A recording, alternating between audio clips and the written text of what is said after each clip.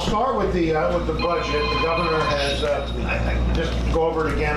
When we first get into Montpelier in January,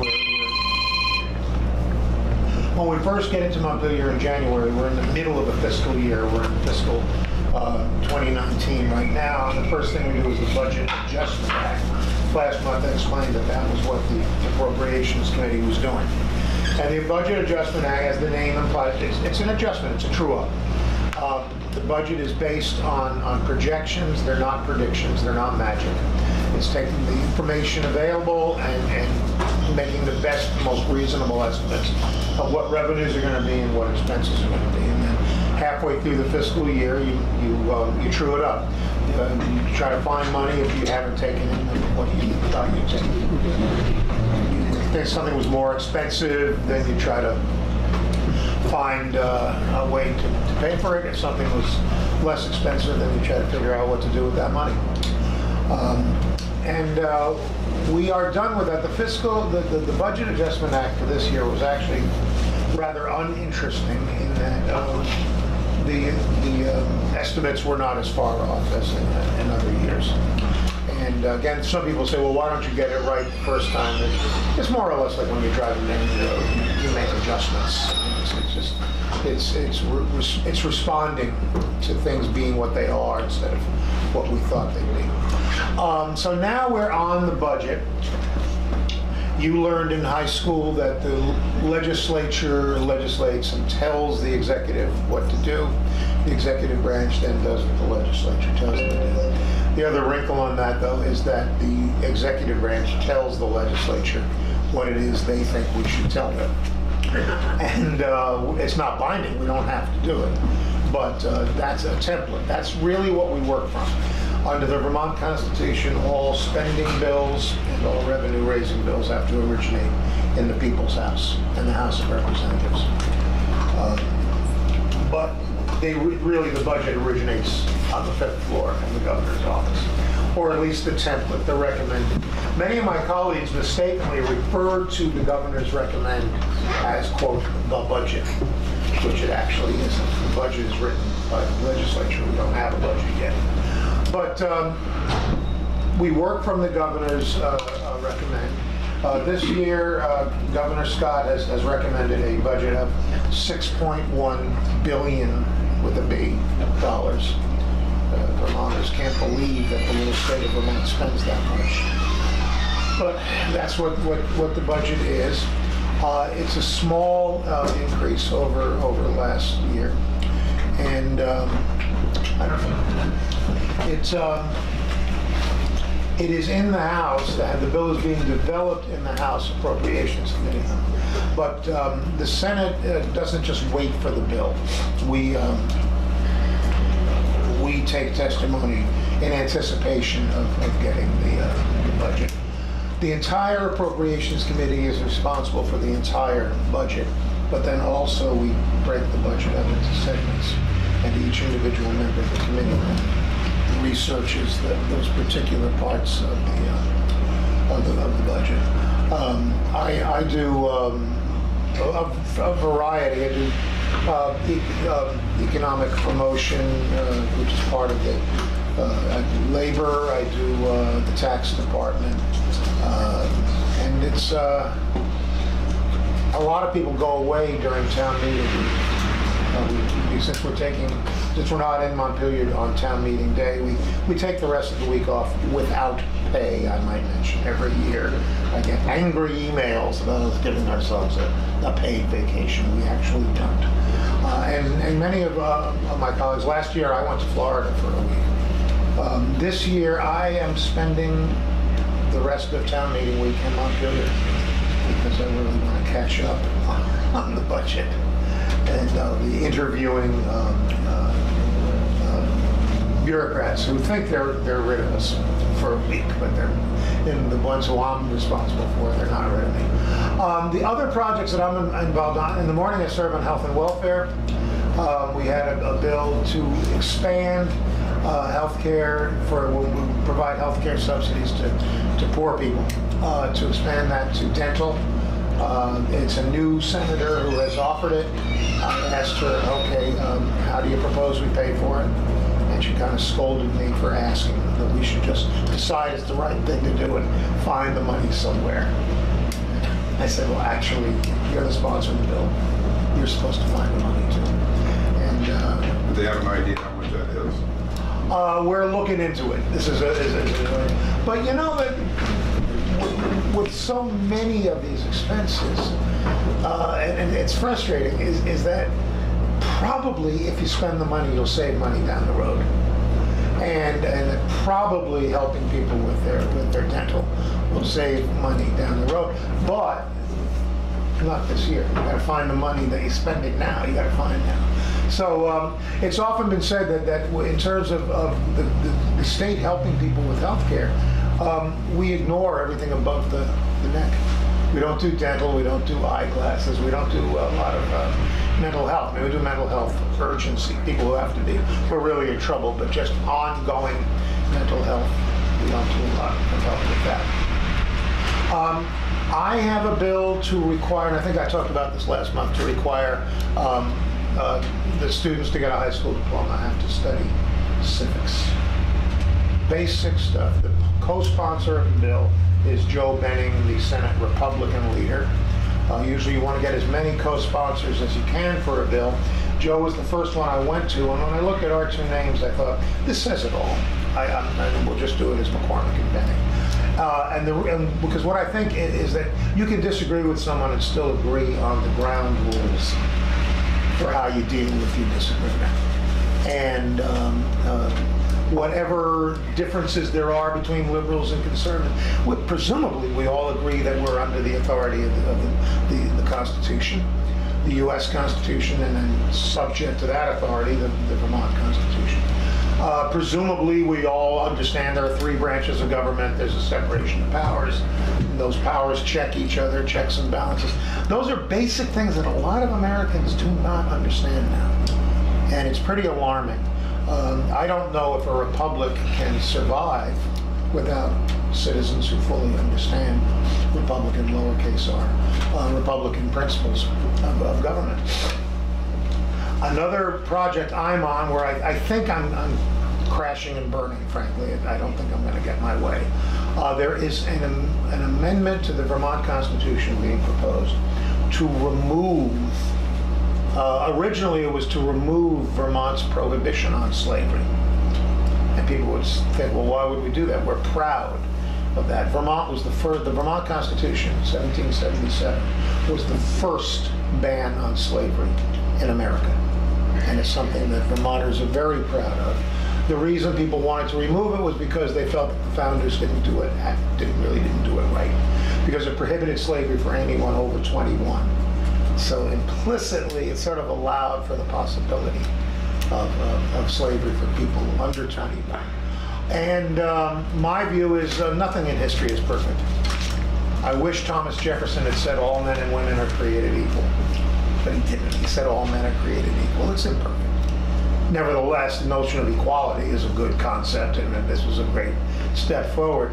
So my view is you honor the good stuff in your history, and frankly, you face the uglier stuff head on. You just live with it. I know over my years as a history teacher, I have been criticized for running the country down because I would use texts and give assignments that might draw my students' attentions to some of the darker side of our history. I've also been accused of perpetuating our patriotic myths and sugarcoating our history of racism and so on. And my answer is, in either case, this study of history is not for the purpose of building patriotism or of tearing the country down. The purpose is to try to arrive at the truth. And just tell the truth. And right now, the language in the Vermont Constitution prohibiting slavery is only there as an historical artifact. It's not law, because the federal Constitution prohibiting slavery in 1865 makes the Vermont prohibition moot. It's there as an historical artifact, and my view is it should be left alone.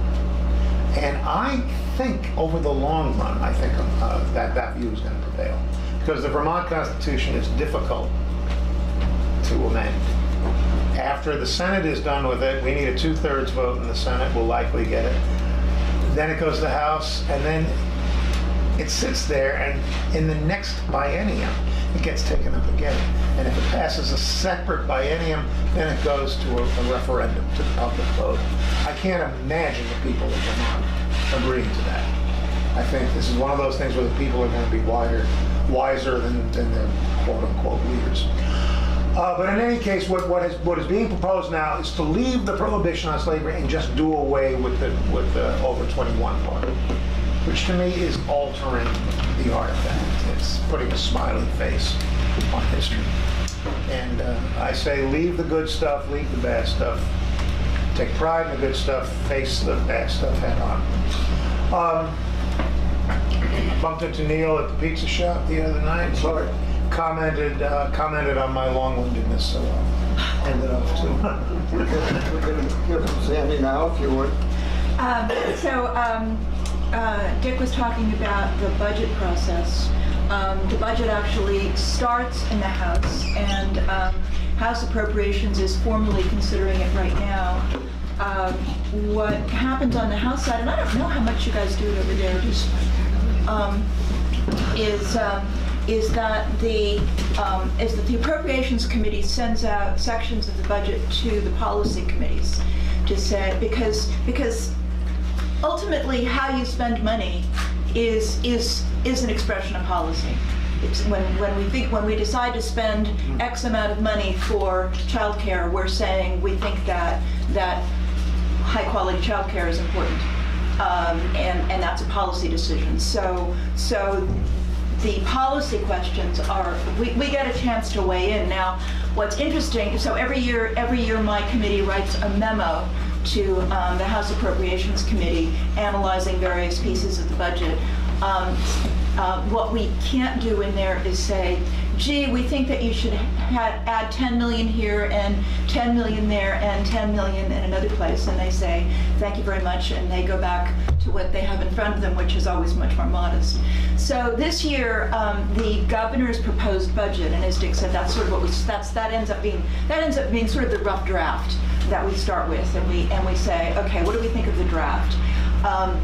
His proposed budget actually adds $2 million to the Department for Children and Families to address issues around the opioid crisis. We've heard a lot about that. We hear about overdoses. We hear about people in hospitals. But the other piece of it is that there are a lot of children that are impacted by that because I'll pick on women, but a woman who is drug seeking is probably not taking very good care of her baby. And so as a consequence, we have had a disproportionate share of the kids coming into custody now are babies. If you had asked 15 years ago, children in state custody, what's the age bracket? Most of them were adolescents, because that's when they go out of control and the parent says, oh my God, I'm not in control of this child, and somehow they come into state custody and go to a foster family.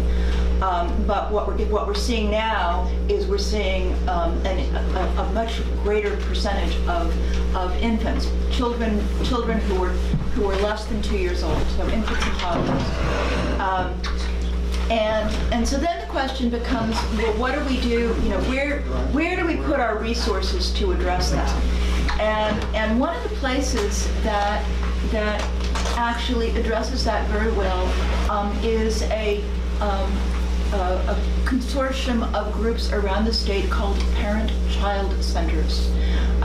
They are set up to work with families. One of the more interesting programs that they have is something called Learning Together, which is teen parents and their babies, and they come together and a 16-year-old mother can get her high school diploma, and her baby is there with her in the facility, and all the babies are together and the young mothers are together. That's one of the things they do, but they do lots of other things.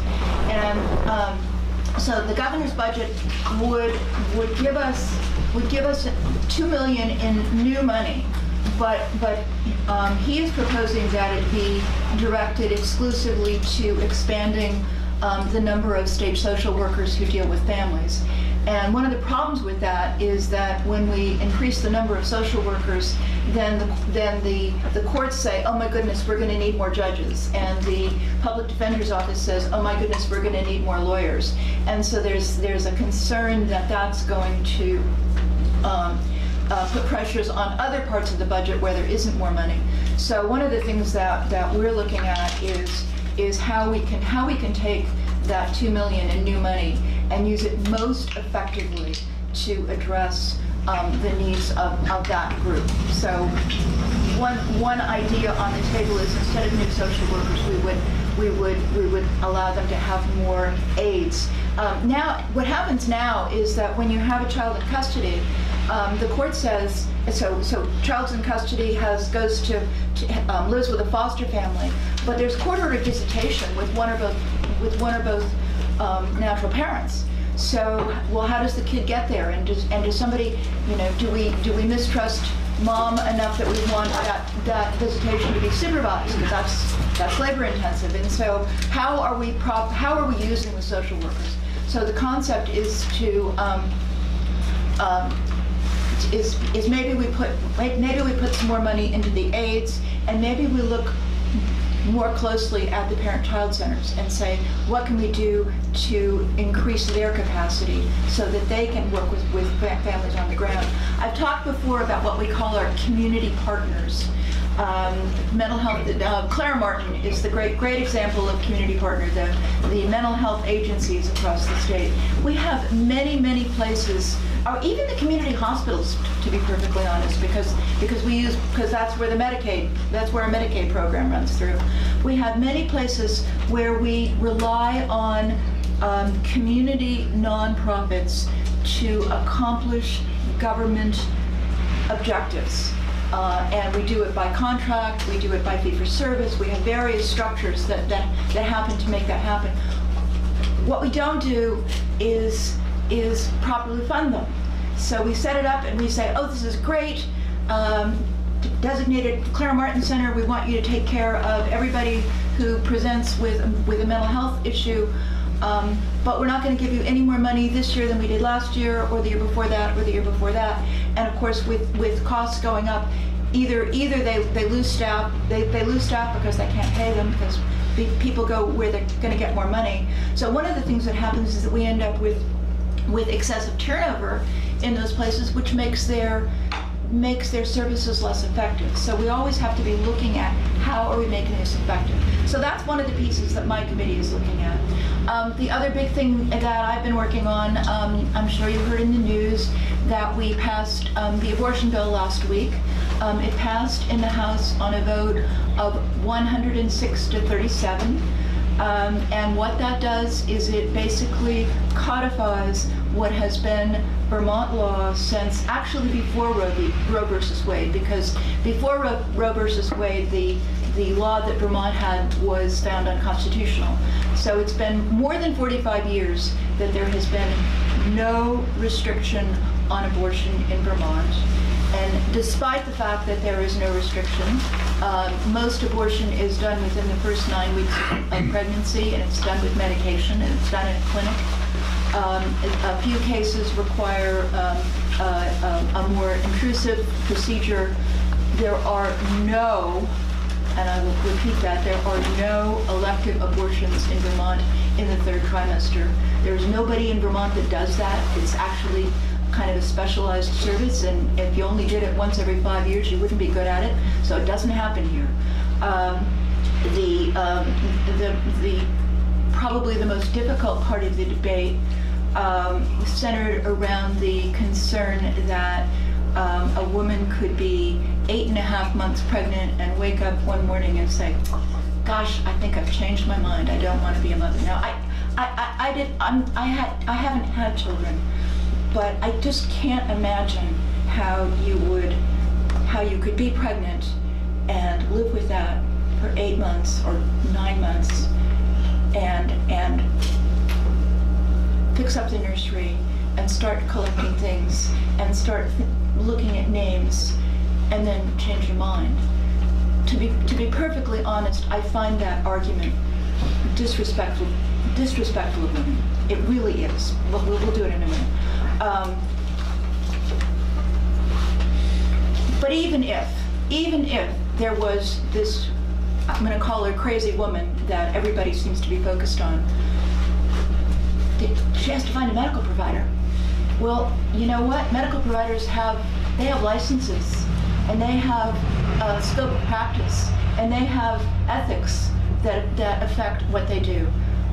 So even if she found, how is she going to find a medical provider who would do that and risk his or her license? It's not, and if the only place that later term abortions happen after 21 weeks, the only place that abortions happen in Vermont is at the University of Vermont Medical Center, and there at 22 weeks and 6 days, any medical professional who is proposing an abortion on a patient must present to a panel of ethicists and pediatricians and others who say yes or no. So it's not the notion of the woman can't do it herself, and the woman and a doctor can't do it. So it doesn't happen. And it was our feeling that it was really important to keep this option open. I think what was most interesting to me, I'm old enough that I remember back alley abortions. I remember people. I had a friend who had to fly to Mexico. So rich people flew somewhere, and poor people found somebody, in a dark alley. But what I noticed in talking to some of my younger colleagues is the number of women now, well, actually all women of childbearing age, grew up with safe and legal abortion, and they can't imagine anything else. So for that reason, I was proud to vote for the bill. Now, in that bill, you said that, and nowhere in Vermont that healthcare providers are given long-term abortions, but was that put in the bill to shorten term No, limits? because it doesn't happen. So that it can happen now if doctors decide that they want it. It could have happened for the last 45 years. For the last 45 years. But by it not being in there, it makes it more probable to be able to happen. No, I don't believe it Yes, does. well, I don't believe it does. We are exactly where we've been for 45 years. Yeah, and then in passing such a bill, it was my understanding that Vermont's had a shortfall of numbers for people, that why would we want to get rid of our future generation? It's not, I think it's the person's parents, mothers. I want children to be wanted. Right. And then with such a growing population of gay and lesbian couples in the state of Vermont that I presume are unable to have children, that there's a lot more options available. Quite a few lesbian couples do find a way. They adopt or they have artificial insemination. There are quite a few gay couples are parents. In the legislature, our majority leader, Becca Ballin, has 2 children.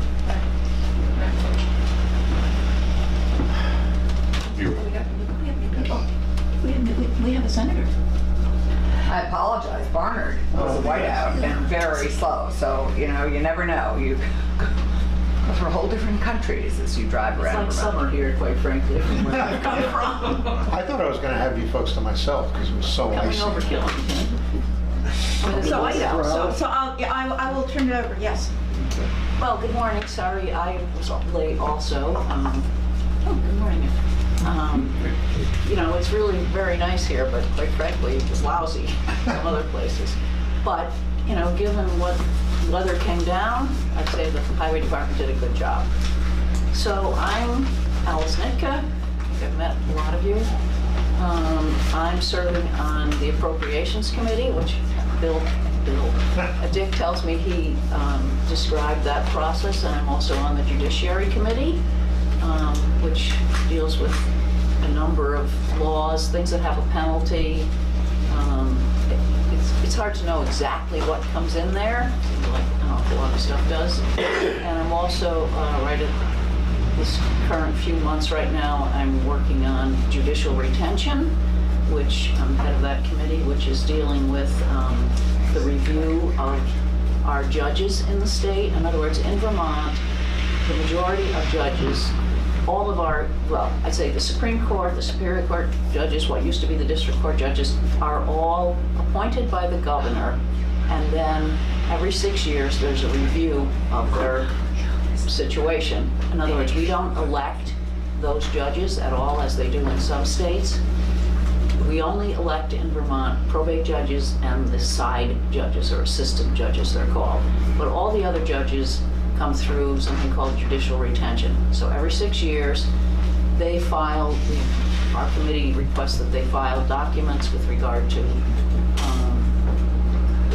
well, what we send out are surveys to attorneys that have appeared before them, court personnel, and other people that are affiliated with the courts to evaluate how they're doing. And they also submit financial statements, and they submit samples of their court decisions. And then we review all of that as to how that judge is doing. In other words, nobody checks on this. Not like they get an oil change at 3 years or anything.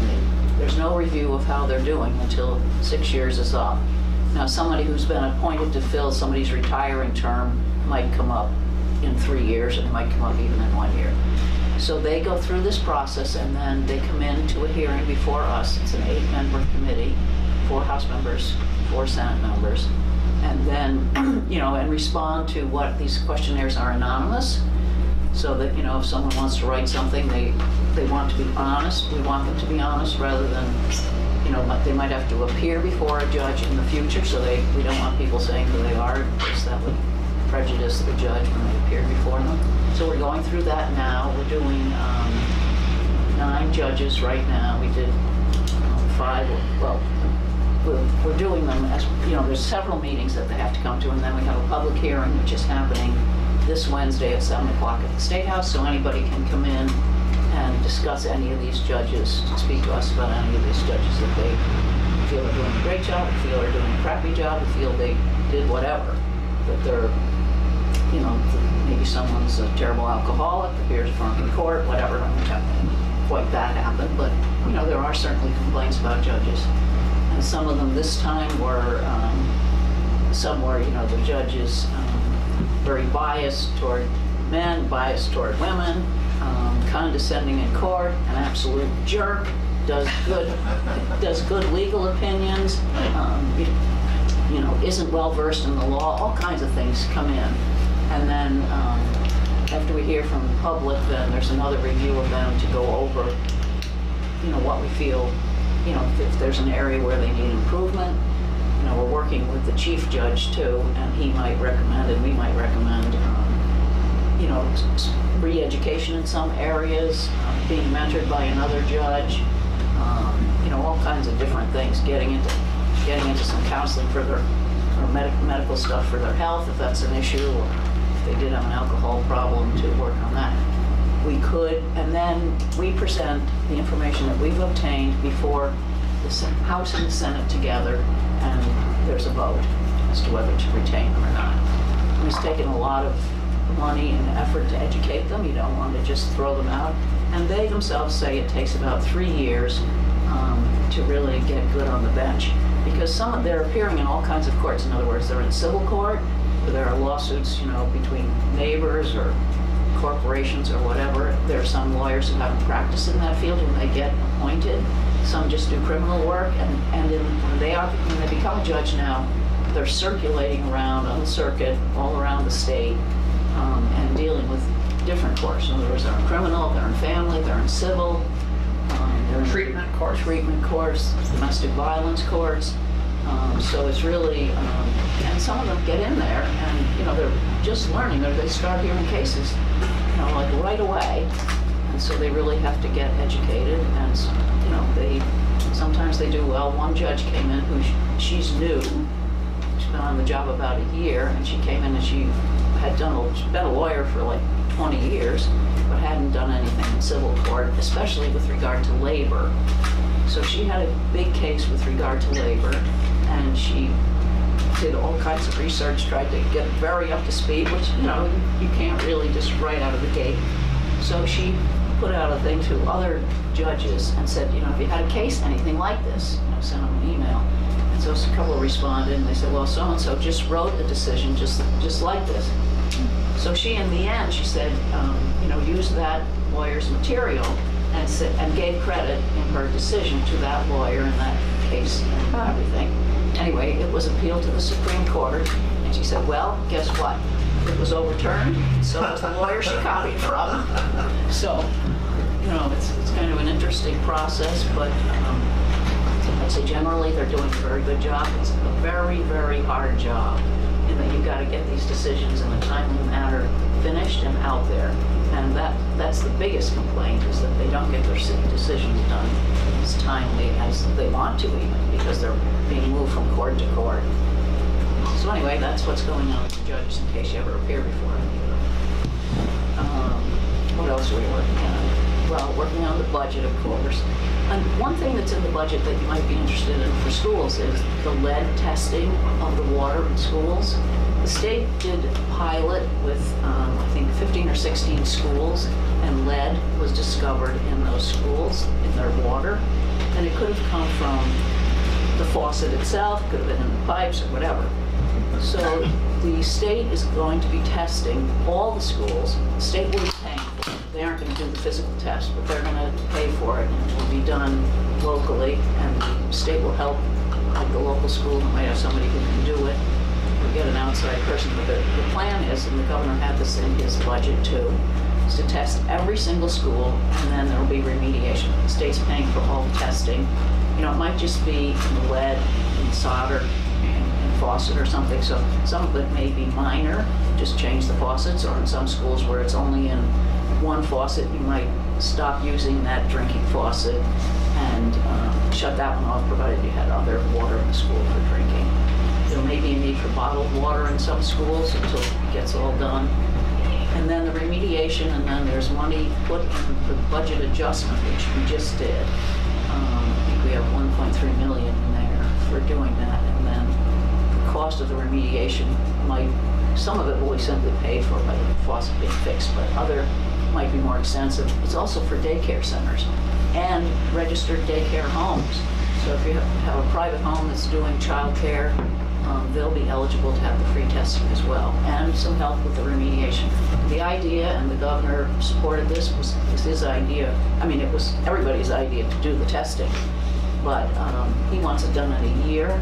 Originally, the Department of Health said, well, we're not going to be able to get that done in a year, but the plan is get it done in a year. You know, children shouldn't be drinking water that has lead in it. I mean, obviously, a lot of homes have some lead in their water, but shouldn't be giving it to them in schools. And there will, I think it's down to 0.3 microliters. I mean, I don't know what that's.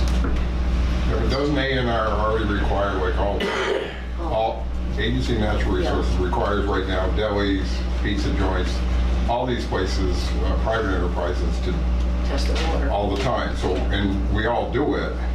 So I don't really see why it would be like a janitor in a school to, you gotta submit it and do, you know, through the 48-hour thing. Why that would be such a big deal for them to adhere to those same rules. I think that if you're on a municipal water supply and that's tested, that is usually sufficient for lots of public use facilities. But it wouldn't, like addressing what she's talking about, water fountains, dispense. Yeah. You know, we're all in public system here in Bethel. Our school was supported just like everything in the infrastructure here. But your school could have lead in, like, the faucet. Right, agreed. So that's why I'm saying, had it been taken, like at our little school, Mr. Hubble was just acknowledged, he's 37 years in the building, very competent kind of guy that could do this little kit and get it in 48 hours and Yeah, so maybe answer those questions. that's maybe how that will occur. Well, I would think. Not to have, you don't have to necessarily hire somebody to come in, you may have Right, somebody well, there, and they'll pay for it.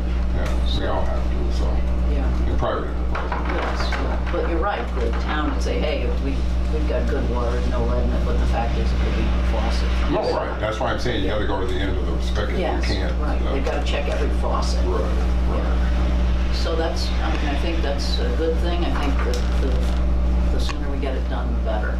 So that's a couple of things going on. Neil, good morning. Good morning, everybody. Sorry, just like Alice, it was slow and whiteout and coming over from Bethel. I'm Allison Clarkson. I have the honor of serving you in the morning on Senate Economic Development, Housing, and General Affairs. Hi, Wayne. Hey, It's good to see you both. And in the afternoon, I serve on government operations. And this is the biennium that we are able to deal with constitutional amendments. So I'll start with the afternoon because government operations doesn't always get a lot of attention.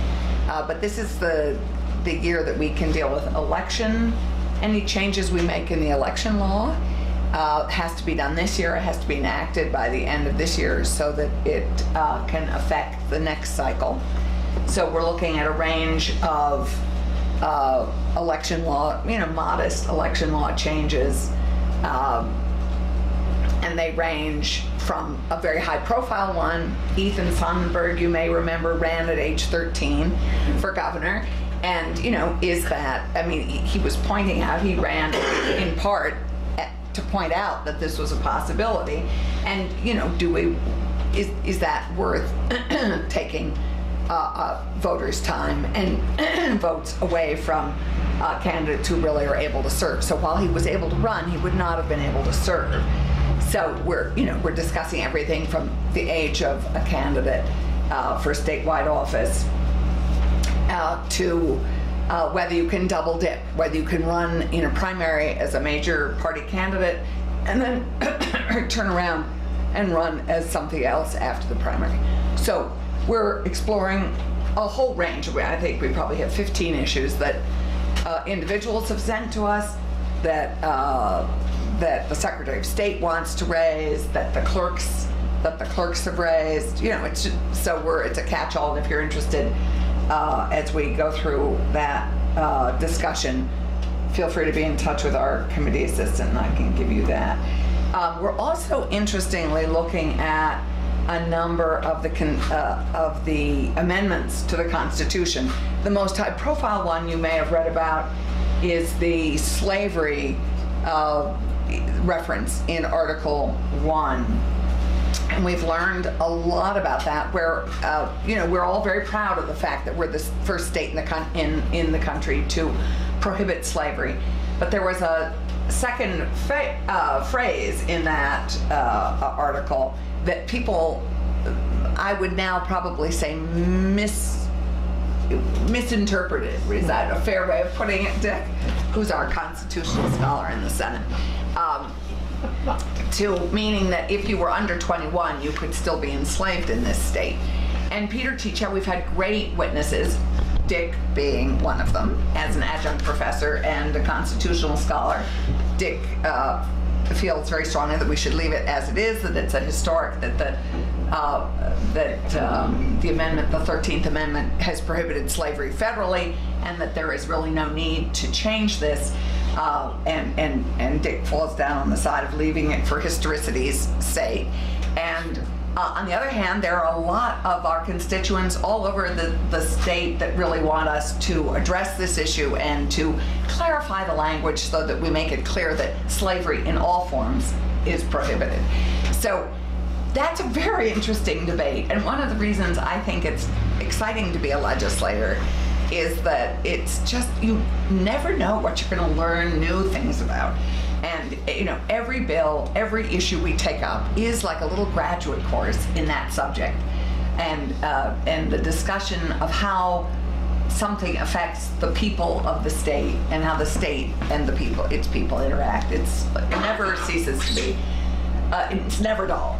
And the other constitutional amendment that is in our committee at the moment, we have 2 years so that they can be proposed right through and enact and worked on right through the end of next year. It's one of the few powers that the Senate has alone.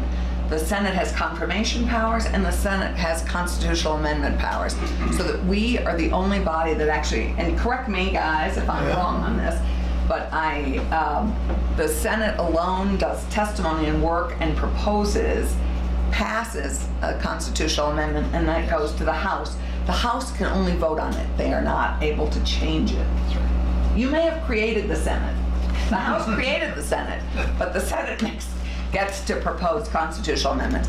So the other one that is in our committee at the moment that we'll be taking up and discussing in the next week or so is the proposals, and there are a couple of them, to change the governor's term of office to 4 years as opposed to 2, and one also includes the Senate. So there are varying feelings about that. I actually feel, I'm a very strong believer that we need to have 3 separate and equal branches of state government. And at the moment, the legislative branch is at the greatest disadvantage, serving only 4.5 months a year. We already have an executive branch that is full-time, and if they, I just think, wow, what a luxury of time to have a whole year with full-time paid staff.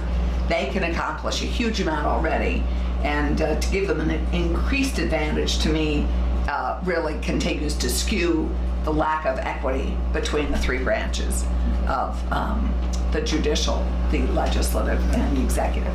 So we all come to it with our different points of view, and that will be a very interesting conversation. I'm Vice Chair of Senate Economic Development, Housing, and General Affairs, and this year we're doing 2 big housing bills. One, we are proposing doing another bond on another housing bond. We'll be in a bit of a battle probably with the treasurer on this, who's very protective of whatever liability and risk we put the state at, and yet we also need so much housing. Our last $35 million housing bond, which we did 2 years ago, is pretty much all committed at the moment, and new projects are happening all over. Some affordable, some market rate, some a mixed variety of housing. But as those of you who've read the Futures Project report, which identifies the fact that we have 11,000 unfilled jobs, we also have thousands and thousands of units needed in housing around the state. In rural Vermont, in urban Vermont, all of them. And so we're talking about a new housing bond, we're talking about short-term rentals, and Airbnb, trying our compliance efforts to try and get everyone who rents a room or rents an apartment to comply with the rooms tax, and health and safety. We have big issues. Some places are better, so we have an inspection issue on and an equitable playing field on rentals in the state. We also are looking at so there are 2 big housing bills, which will also. So I ran the volunteer response to Irene in Woodstock, and one of our biggest problems was we had no idea where the open units were, where there might be rooms for people to move into as we tried to move them out of homes that were completely devastated. And you had the same problem here in Bethel. One of the things we have called on since Irene is a rental registry where every rental unit is registered and people can know how to find them in particularly cases of emergency. Very, very helpful. And also on inspections for safety and health reasons. We also have just passed out the minimum wage bill, which we have done again. So that is passed first reading second reading in the Senate. It's very similar to last year's minimum wage bill. And this time we call for a study on tip minimum wage. And for many of us wanted to move to 1 wage for everybody, and because there are some real issues around the tip wage that people don't always think about. The federal tip minimum wage and our tip minimum wage is in Vermont, our tip minimum wage is half what the full minimum wage is. The challenge is that most tip wage workers are women, about 80% of them, and there are, as one might imagine, real power disparities in how they're paid and sexual harassment and just unpleasantness that they endure to get that tip. And many of us would like to liberate tip wage workers from having that experience in their work.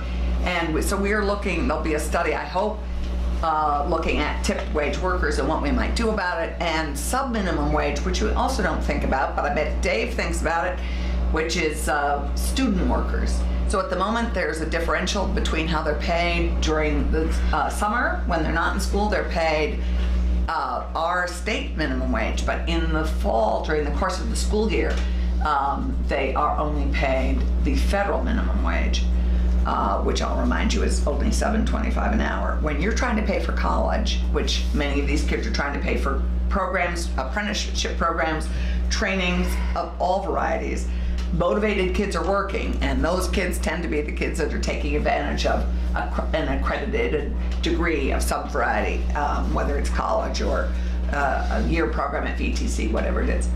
That is so expensive that it struck many of us. And sadly, the growth rate in poverty in this state is between 18 and 24-year-olds.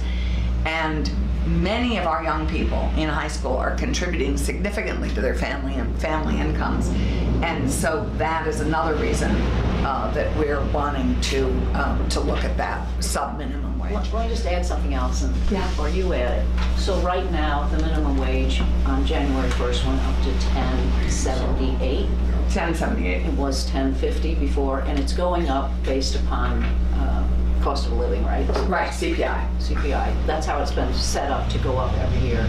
So by the time, this is the $15 minimum wage, and everybody goes, yikes. But the fact is, it wouldn't be until, as proposed right now, it's not 2024, so it gives quite a ways out. And the difference between what would have happened in 2024 under the CPI versus what would happen if it moves to 15 then, I think is only about $2.36. It's about $2. Right, so it's not as great a jump as it sounds when you think of $15, like. Well, it's 15 over 5 years. Right, so but the gradual increase as it would have been under the CPI, the difference as Is there any? Sorry, what's your name? My name's Dan McCullough. But my question is, when you touched on 1078 and then falling back on the federal with employees, and I mean, I can't speak for Dave, but I'm just simply saying the reality in our business right now. What's your business? I have a seed store and I also have an excavation company, but the reality of it is I don't have a person in my business that's less than $13 an hour. Right. So if I had a great employee at 1078 and they said, well, you're going to school in September, I'm going to cut you to 768. That employee, I will see the back of them as they walk away. So that's, in reality, my question is, how many people in this database in Vermont are actually going back to the minimum? That's what they'll find out in the study. And sadly, I can't believe there's 10 people.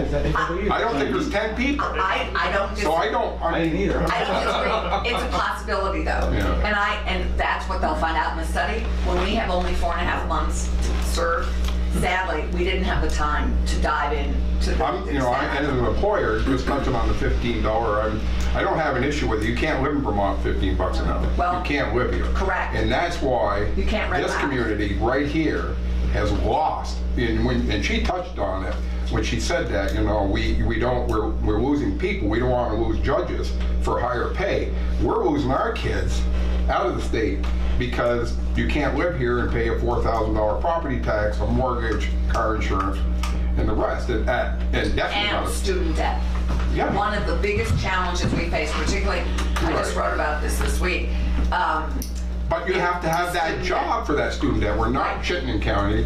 Very hard to build a business in Windsor County here to have dealer.com or well, actually, it's so our president pro tem of the Senate has pushed all the committees to do field trips.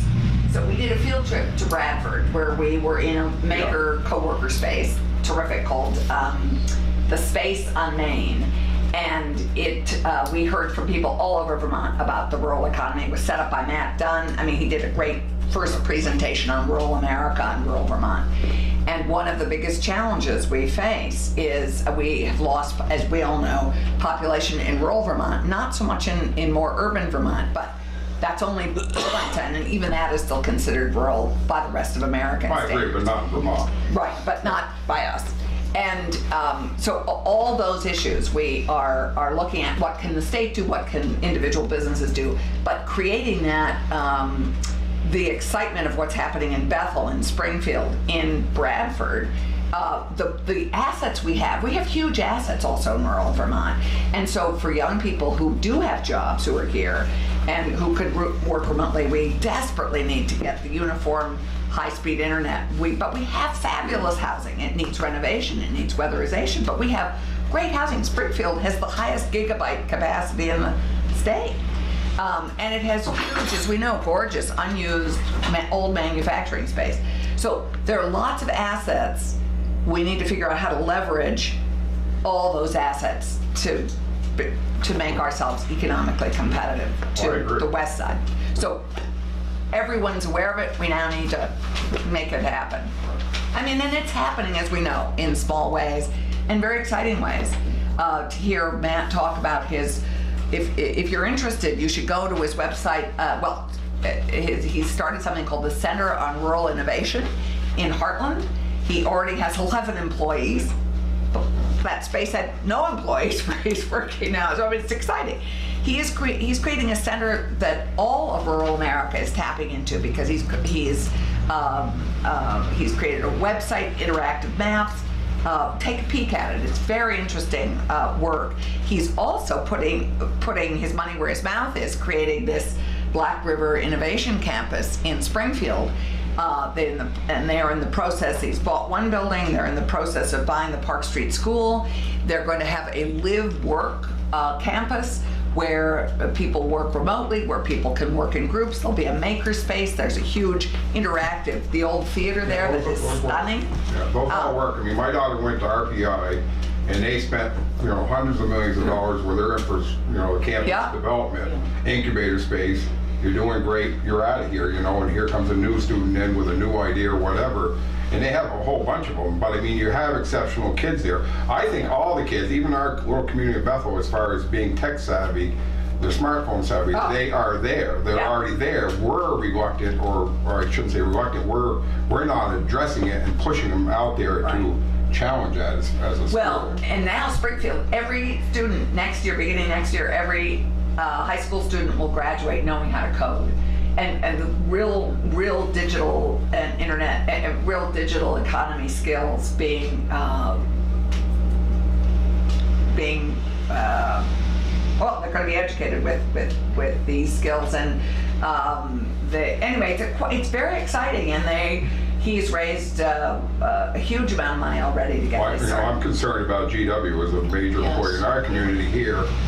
And there, in my little convenience store, I really challenge. I have a 77-year-old employee. I have 3 employees that have been with me almost 30 years. They're into their 50s and 60s. In a C-store, that's but it's very difficult to find young people to work. And GW over there with what they're trying to address or whatever. And I'm not a fan of the border and the wall and all this stuff. I think we need to open these things up to get these people in here that want, quote unquote, the American dream. Yeah. But I mean, if we lose an employer like GW because of high utilities, all these other things, and then they can't staff the building, which is I think kind of a reality. So I mean, they're working very closely, of course, with Vermont schools Tech. and stuff, And if you're going to Vermont Tech, you are just about guaranteed a job. I don't know anybody that comes out of there that hasn't been offered jobs. Right. And GW does terrific upskilling work. They train people, as as everybody here knows. They do a terrific job. Yeah. So we need those young people training. to stay here. Yeah, We got to keep them. Well, in Vermont, a lot of that is with the Vermont Training Program through the Agency of Commerce and Community Development, who are working very closely with GW. And the state has invested a huge amount in GW. In training programs, in all sorts of incentives. So, I mean, we should be proud of that. Wayne has a question. Mason Wade, I'm sorry I'm not... Mason, I'm sorry. That's okay. I'm wearing a couple different hats today as a constituent. Alice, we're talking about assets over here. If I'm not mistaken, you were on the committee for the regulation of the Senate Committee for Regulation of Marijuana. You voted no on that. Can you explain the no vote? Sure. I've been on the Judiciary Committee for a number of years. Marijuana has been there. It's now this year being called cannabis. I always called it recreational marijuana to distinguish it from medical marijuana, which I fully support. Medical marijuana has been very successful in terms of many people with different kinds of illnesses. It's gotten people off of opioids who were, I can think of someone who was in a car accident as an 11-year-old was on opioids, extreme pain and problems with her body for many, many years, was able to transition off to medical marijuana. It's been helping a lot of people. The average age of that is 58. One of the problems is the people at the dispensary become very close to the persons who come in there to get, and you can buy there not just marijuana to smoke, you can buy saps, tinctures, edibles, and it's really been, I think, a godsend for many people. Now, and let's see, were we 2 years ago, the Senate passed a tax and regulate for recreational marijuana that the governor, let's see, that didn't get through the House, right? Okay, so that didn't. But what did go through, let's see, I don't know if this was last year or the year before, was possession of 2 ounces. You have the ability to Grow your own, 2 ounces of marijuana in your possession, and the ability to have 2 adult plants and 4 immature plants. What was lacking was you weren't able to sell it to other persons. So now this year in Senate Judiciary, Senator Sears is the chairman of that committee. He wants a tax and regulated system. And he, there's, so that you can, he wants people to be able to buy, because Massachusetts has passed recreational marijuana that you can purchase in stores. And that's happening right in Great Barrington, just south of where Senator Sears lives. It's happening in Northampton, Mass. So kind of all around down there, you can get recreational marijuana. And then this bill, a woman came and she says, I can't find that thing anywhere on the internet. Well, it's called cannabis now. So that's where you need to look. And there wasn't a cross-reference to marijuana. So in the committee, we took a lot of testimony. I have to admit, coming into the committee and knowing this was going to be there this year, I said, well, I'm going to really look at that, because if we have recreational marijuana in terms of the 2 ounces, and there's some money to be made to address the issue of education about opioids and other things, that, I'll take a look at being able to have tax and regulate. So I did. I considered all the testimony that was in there. Right until the very end, I didn't know how I would vote on it. In the end, right before the vote, I said, I'm not going to vote for it, because there are some things I wanted. I wanted the current dispensaries who do the medical to be able to be the first to roll out recreational, because they have the facilities. It's a proven system that works. It's under the Department of Public Safety. This would not be. This would be under a board of commissioners who would lay out all the regulations, et cetera. And I thought, well, even so, I think you could, if you did it, allowing them to roll out first before it was the general licenses, that you'd have a smoother rollout, you could see what the flaws are, the new commission could kind of work from there. But that amendment that I tried to do in the committee failed. So I decided in the end, well, I'm not crazy about how this commission is going to work. I think I'm a little bit worried about it. So I decided to vote no. I voted against recreational marijuana previously. I was a social worker all of my life here in Vermont for a zillion years, working with children, a lot of them starting to smoke at 12 and 13. And quite frankly, I don't want a lot more marijuana. It's available in homes now, but not as many as it would be should it be just simply if you buy it on the street. And also, I live in a recreation town where Okemo Mountain is, where we have tons of young people. Our town is 1,900 people. On a weekend, it's 17,000. And, if you can buy it right on the main street in Ludlow, it'll be a mess unless there's some really tight controls. And, that's going to happen, I think, at some point anyway, whether I like it or not. But I thought, well, I'll see what happens. And if there are changes that, it will pass the Senate, this bill that's coming up on the floor next week or the week after. And I don't know what will happen in the House. Also don't know what the governor will do. Because the governor wants a way to determine if somebody has better than what the system is now for determining if you have marijuana in your system that is causing you to be impaired when you're driving. So who knows what will happen. I think, may well pass, may not when it gets to the House. The big challenge is going to be the House. And the governor. Right? I mean, although Sam Young says he has the votes for it. He got a lot of co-sponsors. He did. There's a House member who has, a former colleague of mine on House Ways and Means, has introduced the tax and regulate bill in the House and has got a lot of co-sponsors, and they may actually be able to pass it.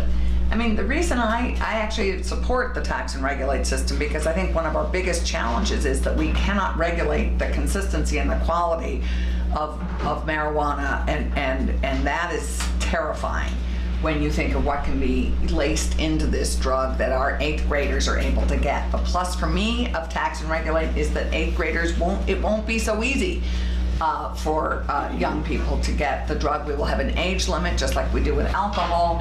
We worked in government operations to design the cannabis board that would be over a year putting together the oversight and the management of this, sort of like the Liquor and Lottery Board. We're a control state. It would be similar to that. And I have confidence that we could actually improve things, which I would really like to see. I don't feel pressured by other states. I feel pressured by our own need to have safety in the drugs that are available to our Vermonters, and so I mean that really compels me. And I think prohibition has failed us completely. Prohibition failed with alcohol. Prohibition has failed with drugs. And I would rather have us be honest, own it, and have safer drugs that people can buy. I would add to that, in addition to making sure that the product is safe, what I would like to do is see us cut the cord with the black market. Yes, absolutely. Because the people, right now, Yes. the people on the street who are selling cannabis, or whatever we call it, are also selling other stuff. And if we don't have anybody dealing with those folks, then they're not going to have as much of a market for their other wares, and they may decide to go away. So I really think we'll never make it disappear, but I think we can really Make cripple inroads. the black market with a good legalization plan. I also want to I don't agree with any of you, but holy shit. So, I agree with you too. the black market, Dave, Eddie, it's the amazing. people selling on the black market presently, of course, don't want to tax and regulate because they want to continue to sell and make a profit. So it's like, so there's a lot to it. It's not, here we are, we on the same page. Well, I appreciate what you said as a social worker and the effect that you saw with minors, 8th graders. And my concern with an 8th grade, that is the make or break as a person in society in general. Are you going to be a contributor? Are you going to be somebody in the back of the, and that's where you're going to lose that. I appreciate what you're saying with quality and all that stuff, but at the same time, like I said, I'll go back, kids are smart. So I mean, if you don't, I just think we need to, I respect you for voting no. Actually, But I think Elton Clarkson put And in you the have in Colorado, you have every state around Colorado. My dog's in Colorado. I The went out to- RPI one? Yeah, she didn't come back. What year did she graduate from RPI? 04. But they never come She's back. a grown-up. Yeah, she's got a 5-year-old and a 3-year-old now. And I'm not concerned about her kids. Damn good chance they aren't even gonna go to public school because of her family and stuff. And that bothers me. But at the same time, Wyoming, Utah, New Mexico, they all got serious amount of litigation against Colorado because Colorado's sitting there raking in millions of dollars. And letting it go across the border to their state. But these kids are coming, just like we used to do, and Nick can kind of tell you this, we go to New York because we could drink. And come back to Vermont, hit you in Fairhaven, and like, why? Because we couldn't drink at 21 in Vermont. Yeah, so that's my concern with this. And Dick Sears is probably seeing this and going over the border in Mass coming home. What did they used to call Route 4? Was a suicide alley? It was something like that. Yeah. I just want to say, I think there is no really, if you're involved in government, there are times when you just have to have a high tolerance for imperfection, for imperfect approaches. I don't see anything in this discussion that I've ever actually been enthusiastic about. I think pot, as I've said it before, pot makes otherwise interesting people boring, and it's not necessarily a good thing. But it struck me as a matter of proportion that the laws against marijuana did more harm than the marijuana. Exactly. Well, the feds do it too because it's all cash. But, the world is full of Can't things bank that it. people, I wish, people overeat, people don't get enough exercise, cigarettes, alcohol, all sorts of bad things people do to themselves that we don't have laws against. And then having come that far, I took a libertarian view and just said, get government out of it. But now, if we've come this far, then tax and regulate actually does seem to make sense. To get some revenue. If we've come this far, we might as well. I oppose tax and regulate when I said I'm for the 2 ounces. Let the hippie up the road put his pot plants in the sunlight, not in the corn patch. But now, it's like we've come this far. Probably tax and regulate makes sense. But I don't think anyone has reason to be really happy about any of this. It's just. It's sort of a reasonable fallback. Well, some of our farmers are quite excited, and I was at a meeting with hemp. I mean, there is a whole proposal, quite exciting one, to turn the Windsor State Prison into a testing and drying facility for hemp. And you can be, the hemp industry is just burgeoning now, and we've only had it legal for 2 years. Take a walk downstairs. You can't believe how. Yes, exactly. Dave's whole operation was CBD oil And hemp downstairs. is legal now in the federal farm bill. So Yes. hemp is legal. Yeah, I mean, yeah. So, it's a Yeah, I was going to ask Dick a question in relation to your caucus on climate issues. Yeah. And as someone in Windsor County, I have taken note that the federal government released the climate report on the 27th of November. Okay, 2 days after Thanksgiving. And in that report, there's 100 authors or more. Over 3 are Vermonters who wrote in that report. Now, we have a state issue, we have a federal issue. I'm living within the U.S. Forest Service. I know that my ranger approved a project on December 7th without reading the report and has no interest in actually sharing his reasons for not reading it with the public.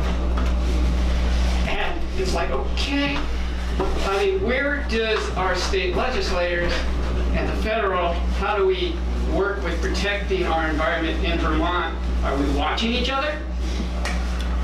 Well, the relationship between the states and the federal government, when it's a federal issue with this federal jurisdiction, is we are basically petitioners. We can make a comment and we can ask. And urge. I mean, we can make an argument. We don't have the state does not have authority over federal decisions. Correct, but you're watching? Oh yeah. and enacting our own laws, hopefully. Hopefully there is the will to, in the course of this biennium, really take both aspirational, I would divide it, Mason, between aspirational goals. I have a carbon pricing bill in. Even the most conservative economists are supportive of some form of carbon pricing. So I'd say that our bills so far that have been introduced are aspirational in nature and then very practical. So the practical includes, measures for electric vehicles and incentives for electric vehicles, incentives for more weatherization, because we all know that transportation and housing are the 2 biggest ways Vermonters contribute to climate change. So we have very practical measures that have been introduced both in the House and the Senate, and we'll be taking those up and hopefully in our small footprint reduce our carbon footprint. Have you read the federal report? No, I haven't. I've read the executive summary. And so just to go back to that, we did stuff last year with the Volkswagen settlement, which the money we got from that, because of the, the Volkswagen emissions problem where they were defrauding, fraudulent testing. So we put that money into, it was required to go into different things that dealt with emissions. So we put that into electric charging stations, a certain amount. We put it into the state fleet to have more electric vehicles. We put it into conversion of some diesel buses to electric. Right. What else did we do with it? That's a lot of it. And we're going to continue because there's more money this year. Yeah, so it's more and money this year now. That's also going to be most of the funding for the electric, for the EV piece. One of my concerns is that in the state of Vermont, we have an asset. We what? We have an asset which is related to almost the Amazon. And as individuals, we think about these courageous folks trying to save the lungs of the planet because it's an asset with CO2 emissions. We're sitting on an asset, and we better pay attention Referring to to the what's forest. going on, because there's been orders given by the federal government to do certain things. I mean, we see the federal government looking to now go into the Porcupine Reserve in Alaska to start drilling for more fossil fuels. This is a concern to us. What are we doing to be concerned about our assets? There's lots of work on carbon forest sequestration, as you know, and that is continuing. And I think that the first step, as we all know, is educating people enough to appreciate that asset and to understand its value. And so I think there's lots of work going on with that in the State House, and both private owners. One of the biggest challenges we face in the state on carbon sequestration through our incredible forest. As you know, a vast percent of Vermont is forested, and I can't remember exactly what it is, but the big challenge we face is that, yes, the state owns some of that forest, yes, the feds own some of it, but a huge amount is owned by private, both big companies like paper companies and private individuals. With private individuals, we are really facing a succession challenge, which because all our foresters, the major tracts are aging big time, and as they die or retire and are not, and their land, thousands of acres, are being passed on to their children or their grandchildren who don't necessarily have the same value, who may just want to sell it off. And so one of our biggest challenges actually that we face is the fragmentation of our forest. And so education is a big piece of how do we keep that forest together, because its impact and its value is as a totality. It's also farming though. Forestry is farming. It's a huge percent. It's not a annual thing. It's it's longer out, but it is farming. I mean, Vermont was bald in 1900. Literally, it was, but I'm just saying this. And there's also great things just happening with regard to workers' comp, which Allison, you may know this, but with regard to the logging industry and working in the woods, of course, it's incredibly dangerous. There was just another fellow from Springfield who died this weekend. But the workers' comp is going down like 40% because of an arrangement they've made for that, and probably going to affect other businesses whose workers' comp will also go down. So that's some good news. Which is terrific. Yeah. There's like 13 to 14% of our land mass in Vermont now is owned by trust, land trust. I don't Oh, I know. don't think that much. Maybe, I don't know. And you know, Neil, some of that is just the way families put their land legally. I mean, it may be. Well, Vermont has, sorry to interrupt, but Vermont has created the land use program, which is basically allowing them a tool to circumvent, we're going to tax the hell out of you, or let us have access, we'll give you a better deal. I'm part of that now. I did it for 30 years, but that puts it in a management plan, which makes Which is it great. right. It's there is a certain amount of I think we have to pay attention to it. So my forester manages it for me. So. Well, the great thing about that is it's keeping our working lands community and those jobs viable and sustainable, which is terrific. Without that requirement of managing the land, we'd be losing more loggers, more truckers, more foresters. But at the same time, it shifts that tax burden to somewhere else. So it's in the education fund, and Vermont would not be what you see today without the current use program. So it is our largest conservation program, and one I'm really proud of because it challenges us to keep our working lands viable at the same time as it manages our forests. So it's also kept Vermont looking like what people think of as Vermont, but it's also kept a working lands industry alive. And one thing I want to just say, I gotta go real quick, but childcare, I have a daughter who's, I'm trying to get to come to work for me. She came back to Vermont from Massachusetts, had a child, 10 months old, whatever, and I'm trying to get her to come into my business and take over. But childcare for her 10-month-old is paramount. And, I grew up, my generation, my kids, my neighbor down the street was fabulous, did a great job. I didn't have to work about abuse or anything like that. And I think, we need to look at a way maybe with these schools that are underutilized, to, and these kids that, everybody has to have a sense of worth. So if you take in the old days when you went to school, if you were a 10th grader or whatever, you might be helping a 4th grader do math in a single room schoolroom 100 years ago in Vermont. But at the same time, if you have the oversight with 4 people in the room with these toddlers and whatever inside of this building, and it might be like they're working downstairs here from 8 to 12. It's a 4-hour increment. It's not a full day. But I mean, that's where and I don't have an answer for her. I mean, I stay home from my job, which I could make a lot more money, doing a 10-month-old. So How do you enjoy it? It's a huge. I do enjoy it. I totally love it. But at the same time, Right. So we are putting more money into childcare. Yeah. And we're putting, I forget how much, but it's a Huge. small fortune. yeah. And trying to do something with regard to the education piece that's required for some providers, because it's been something that people haven't needed, but it's been required. In other words, there may be people who are perfectly capable, have all the safety training that the state requires, but they're not working toward their degree in early education, which there have been some requirements for that, which some people don't need to get that. Their parents themselves, they do all the safety, their home is safe. And if they don't want to get a degree in early education, and they don't want to get the increased money that comes with that, forget it, let them just do childcare. But the childcare bill is in Sandy's committee, I believe. There are half a dozen. Yeah, but you are going to They're all be the first movers on this, I think. Yeah, we are actually looking at that we're starting looking at that this week. God, I don't even know where to start. So the biggest issue right now is slots. We just don't have enough places Right. for children to go. Right. Then once if we get the places, then how do we pay for it, and how do we pay the staff enough that they won't leave after 3 months? It's a mess. And the governor has proposed taking some money out of one pot and putting it into that pot to increase the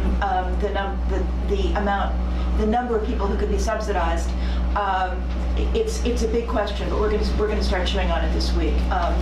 We heard from the commissioner who handles this area, the Child Development Division. She feels very strongly that having some kind of child development specific training is important for at least the person who's in charge of the facility, Right. maybe not all the workers. So one of the things is, okay, fine, that's great. How do we transition to that? What do we do to make sure that the folks who are doing it now don't get shut out? And so those are the kinds of questions we're going to be looking at. Dave was on the school board, Bellflower, just as a question, how much utilization in that building over there right now? How many rooms are open in that building with this downsizing and stuff? Actually, right now, none.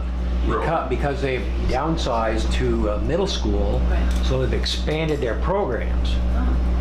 A year ago, there were probably 2 rooms that could have served Well, that's what I'm saying. childcare. You have food services in the building. You have a nursing staff in the building. You have a lot of assets in the building. I think you are spot on, and I think And that's where I'm getting if, from. Local delivery. I mean, it's easy to go to school, go back, go to work. And I agree it's a that great way to repurpose. there's probably, if the emphasis was set there, they could reconfigure how they use their rooms. Right. Yeah, I agree. New Hampshire did an interesting thing. They coupled, in some cases, such in Claremont, adult day out programs with a child daycare program next door, and then there'd be a certain amount of cross relationship, which did probably the elderly more good than, but I think it worked well for It both worked of them. well on both sides. That's Yes, nice I to think have. so. But it's just, I think it's easier to see the effect that it had on the elderly. Yeah. I think you find out what it had to do with the kids. 20 years later. Exactly. So adult day programs tend to have people who can't be left alone. Well, it's So, been across. I mean, I was sort of involved in some of that over the, my ex-wife was a legislator, and she followed that very closely. There's a cross-section of a lot of it, and I'm just saying I think it's worth it. But there are lots of people who would like to see us get I'm going to call them our mature population more involved in healthcare. It's good for everybody. That's what I'm trying to say. I think you can't retrofit these places necessarily, but I think it's an interesting thought to have it in mind going forward. Another thing you want to consider about trying to move into the schools is the schools are being pressured to do a lot more than they did when Danny and I were in school. I mean, in this area, we have our special ed coordinator that has spent years working on what they call a restorative classroom.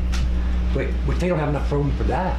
And what that is, to try to bring children that are costing the district $100,000 a year or more, bring them back and be able to afford the qualified people to instruct those kids, okay? So I know that's what happened over here, is we had no place to put that. So with a combination of Royalton and Bethel doing what they did, they have found a room. And now that it's working, they need more that they don't have. Because it's working. Because it's working. It's so successful. It's How many working. students, Dave, have they been able to bring back? 3 or 4, the last I knew, Exciting. but at $100,000 a piece, that pays for a couple people. Oh, yeah. And they can get those 2 people, now they can handle more. Yeah. This will be played out in the legislature in a number of committees. You've got the Health and Welfare Committee in the House and in the Senate. I serve on House Senate Health and Welfare. And we've been taking a lot of testimony on this. The expense, the cash outlay for childcare is really prohibitive. It is one of the factors that makes it, when people say, you can't make a living in Vermont, people can't make ends meet. That's one of the big expenses. But the other thing is, even if you've got the money, or you're somehow going to find the money, just finding the spaces. Especially for infants. Yeah. And so it's a problem. I can tell you, in my own family, my wife is doing a lot of child care right now. But the action ultimately will be in the appropriations committees, and that is hard because people don't want to be taxed anymore, and you can't spend money you don't have.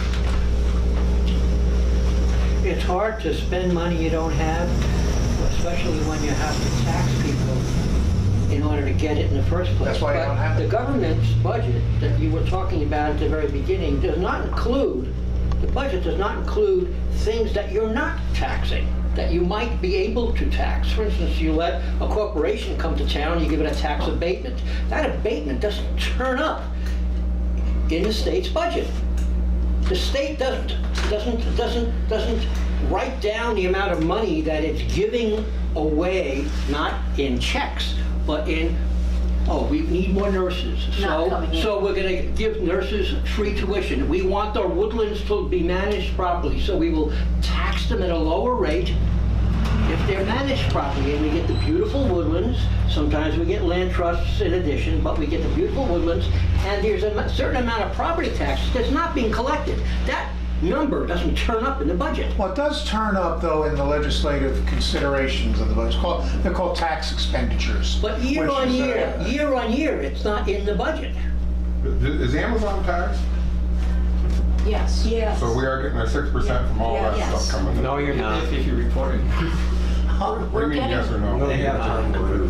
No, Amazon is now collecting it. Amazon is collecting the tax now in Vermont. We had I forget exactly what we did, but 2 years ago, we were going to impose something on companies like Amazon, and Amazon, rather than having that imposed on them, agreed to pay the tax to Vermont, and they do now. This happened was it about 2 years ago? And they don't pass it on to their customers. Yeah, they do. I was gonna say, I think and I don't mean to beat up Amazon, I think any internet company that is challenging our brick and mortars needs to be put, and it's the same with the Airbnb. If I want to put a place in my house for taking people in for the weekend or whatever, I'm competing with the Harrington or the Greenhurst Inn or whatever. You got to compete on fair levels. So Airbnb now, just Airbnb as a company, not the other. Yes, but Expedia They are Not the other just said homeowners publicly yet. they're doing the same. But they are collecting the tax and Right. sending it to the state of Vermont, thank God. You're right.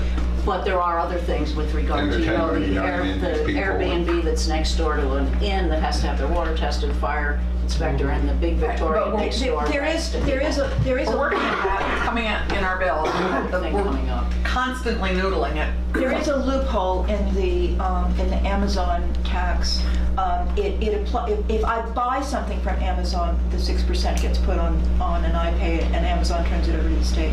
But if Amazon connects me to some third-party vendor, that piece, as I understand it, is still open. Well, that's why I'm saying And you gotta- there- and there's a million of and those. our tax Yeah. committee is working Ways and means is working on this that. year on trying to figure out Millions of how we, dollars, millions of yeah, dollars, millions of dollars. it's a chunk, and apparently it's a growing, I understand that it's a growing piece of Amazon's business, so it's something that we're working on. But the plus is we've broken the back on that, and all internet sales are now taxed, and we just need to fix some of those loopholes, but thank goodness. LL Bean, for This young instance, has been man's paying had for his years. hand up. so- Not to change the subject, but Dick McCormick, my question is for you on Act 250. You're on that board. What is going on with Act 250 right now? Yes. Which is up for review. Act 250, Act 50.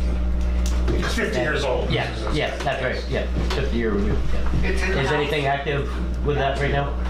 Yeah, there's legislation pending before the, I guess, in both houses, both the Natural Resources and Energy Committees are considering. And I'm not on either of those committees, so I was very active over the summer and autumn. I have more or less. Well, I thought I read that you were in the Act 250 committee. I was. You were. He was on the Sorry, commission. On that On the commission, commission, so we did our work over the spring, summer, Yeah. and fall.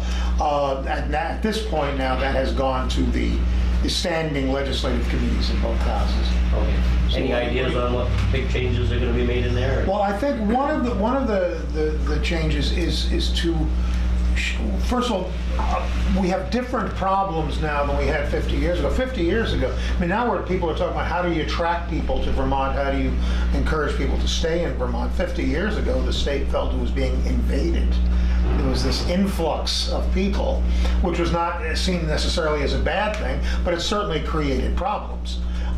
Because we had a long history of being relatively unregulated, and so suddenly you're getting sewage flowing on the surface down hills in southern Vermont, and bad construction practices and so on. So Act 250 was a way of getting a grip on the invasion of new people.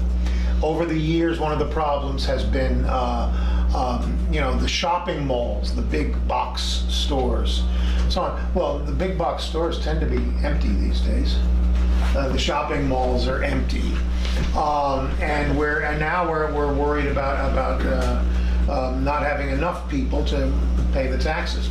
So the focus, if there's legislation suggesting that we focus on encouraging development downtown, in part by entrusting local communities, taking some of the authority that has been enjoyed by Act 250 and shifting it to that if those Act 250 criteria are dealt with at a town level for downtown, that will be at least a rebuttable presumption that the Act 250 criteria have been met. But they have to be designated an enhanced downtown. They have to agree to certain, and then once they have the enhanced downtown, right, they would get a waive on Act 250. Any development that was downtown would not Would there have be to any, go through Act any 250. rules to draw people and businesses, manufacturing into our state, or no? Well, Act 250 has always well, first of all, let me finish the point I was making, is that besides having some deference to town authorities for downtown development, that then there will be extra emphasis on preserving the surrounding green countryside. And that's sort of a balance, it's a trade-off. As far as Act 250 has always been pro-development. I'm not sure everybody has understood that. It's one of the, in the 60s, with the invasion happening, there were people, it's interesting because generally there was, Invasion, boy. of people, there was In this area, yes. Yeah, I would call it invasion. I came in the 60s. There was there were people whose conservatism was basically Vermont is fine the way it is, leave it alone. And then there were people who said, no, bring the development on. We want the jobs, we want the capital coming in, we want the revenue, and so on. That was the battle. Dean Davis and Art Gibb and all those Vermont Republicans, to give credit where it's due, came up with this brilliant, and not a compromise as a meeting in the middle, a compromise as in recognizing both sides. They said, bring it on, bring in the development, but when you do it, you got to do it right.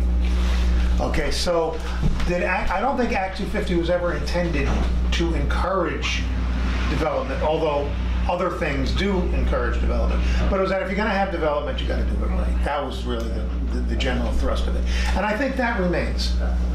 That remains to this day. So I don't know if I answered your question. Okay. Here's my Israel. Okay. I got a couple things I'm going to say, which is we're already too late, so I don't need to expect a response. Just listen, please. In my trade as electrician, in reference to the small rental issues, Airbnb and the like is whatever, or just plain rental. Yeah. We have a inspection system in this state, fire marshals and electrical inspectors, that a few of them love the power. Love the power of their office. In this town, I know for sure that there's been at least 2 rentals that said, to hell with it, we'll leave them empty. We're not going to spend thousands and thousands and thousands of dollars to make you happy. We will do all the safety stuff, but because you want, in my opinion, some things that have nothing to do with safety done that cost very expensive, we're going to, one guy even put a red tag on the door, but take cease and desist, no more work until you do what I tell you. Another house. Was this fire safety or? It was actually, this particular one was a fire marshal. The one that I'm currently working on is fire marshal, electrical, whatever. Other states have accepted the new technology of smoke detectors and carbon dioxide smoke detectors and whatever. This state is still living with, okay, you've got this beautiful house with the moldings and this metal ceiling, whatever. I'm gonna make you rip that all apart so that we can put in electrically connected devices. And people are saying, no, you're not. Sorry, this is not gonna be for rent. So think about that mostly. The other thing I want to talk about is when you're talking about the governor's term, I disagree with the fact that you want to keep it as it is, and I disagree with you only have 4 months. I'm sorry. You have all year to think about stuff and be prepared when you get there for your 4 months. Whether I'm right or wrong, I don't care. Believe me, we work all year round. If I listen to, I happen to be in the truck driving, and I listened to a thing on VPR about this, and it was, I can't remember how far I drove, but it was a long ways, and they were on the whole time. And there was pros and cons. Now, I believe that a 4-year term is fine. But the people who said no, well, that person will have more time to get more money. Well, if that's your problem, then change your campaign finance rules. I think there's a huge disparity on people who are able to raise millions, and then some people who have a hard time getting a few thousands. And maybe this person is got some new ideas and be great to be there, but he doesn't have the longevity or been there for 50 years and have the people that will back, and they have millions. So, okay, you're running for Senate. Everybody that runs for Senate, applies to the state, gets $5,000. That's probably a weird number, but Yeah, that's come up. if you get $5,000, he gets $5,000. You mean from the state, from the taxpayers? That's all you can spend. That's all you can spend. That's all you can spend. Period. You can't spend $1 million and he spends $5,000. But can other people spend? No. That's How do you regulate? That's the free problem. speech. Is We have all kinds of regulations in this state. No, not just, I mean, what happens is other groups who don't even know who they are then send out something supportive or against, or they send out big blast. I mean, somebody spent $3,000 on the Washington County Senate race right at the end. Some people who were supporting the environment, they got together and they didn't even ask the person, they just spent it. All right, but when that happens, are they going to feel obligated to, when they're asking for something, to give them maybe a little more consideration? Who knows, but you know, that's the I mean, way. come on, the we're person human didn't beings. even know about it. It's up here. It's in your mind.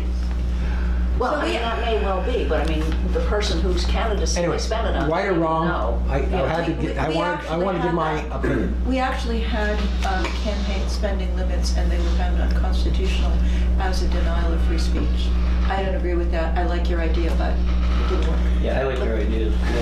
But when It's a more Yeah, so level it's something to be Please. discussed, yeah. There was the Supreme Court case called Buckley versus Vallejo, in which the Supreme Court said money is speech.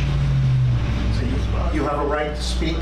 You also have a right to give me money so that I will say, you like what I'm saying, so you give me money to help me say it. That's speech. That's you speaking, according to the Buckley versus Vallejo. And it really ties our hands.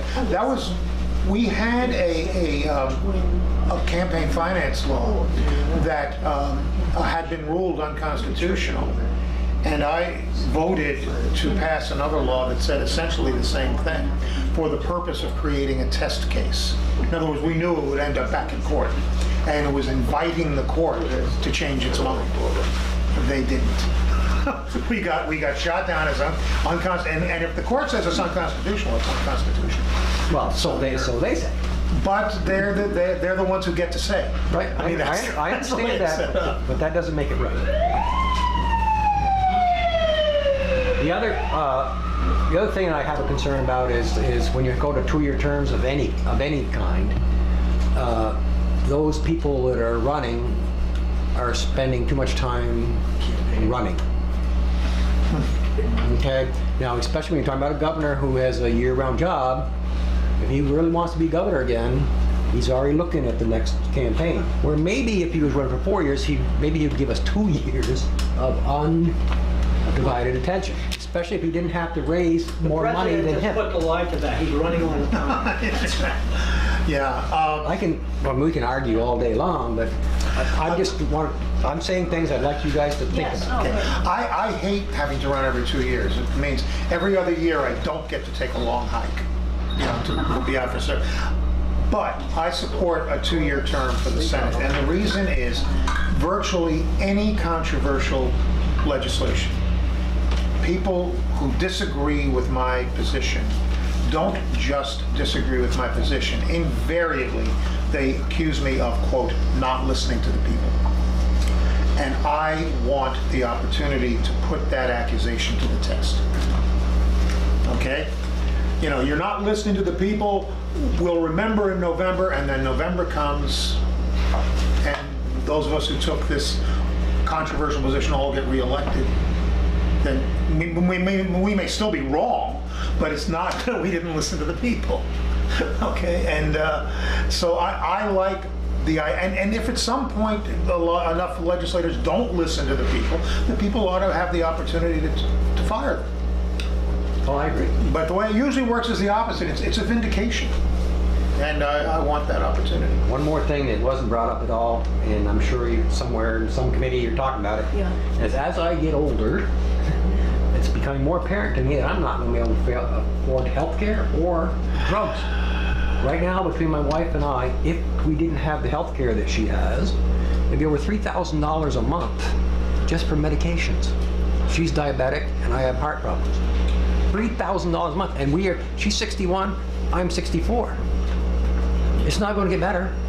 Neither one of us are going to get better.